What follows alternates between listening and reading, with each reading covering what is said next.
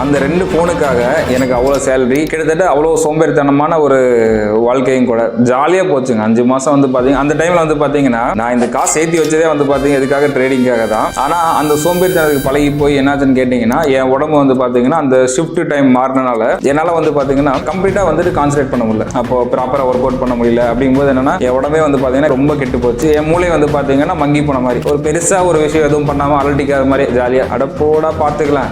ஏன்னா நமக்கு அவ்வளோ ஈஸியான வேலை அப்படிங்கும்போது எப்படி இருக்கும். அதே மாதிரி என்னோட காசை வந்து பார்த்தீங்கன்னா நான் சம்பாதிக்கக்கூடிய காசு வந்து வீட்டுக்கு கேட்டாவது சொல்லணும். அப்போ யாரும் வந்து கேட்கவும் மாட்டாங்க. அது நீ என்னமோ பண்ணிக்கிற அப்படிங்கிற மாதிரியே விட்டுட்டாங்க. இப்படி போனதுக்கப்புறம் வந்து பார்த்தீங்கன்னா எனக்கு ஒரு கடைசி அந்த 6வது மாதம் வந்து பார்த்தீங்கன்னா ஒரு கடைசி சம்பளம் வாங்குற கிட்டத்தட்ட அந்த எனக்கு 7ஆம் தேதி தான் சம்பளம் போடுவாங்க. அப்படி இருக்கும்போது அந்த கடைசி 1 வீக் என்ன தோணுச்சுன்னா, எனக்கு கிட்டத்தட்ட ஒரு நைட்டு அந்த வேலை முடிச்சுட்டு 12 மணிக்கு வராங்க. 12 மணிக்கு வரும்போது என்ன தோணுச்சுன்னா, எனக்கு வேண்டாம், நம்ம ரூட் எங்கேயோ தப்பா இருக்கு, என்ன நடக்குதுன்னே தெரியல, இதுதான் நம்ம எதிர்காலமா, இப்படியே போனால் நம்ம என்ன பண்ணுவோம்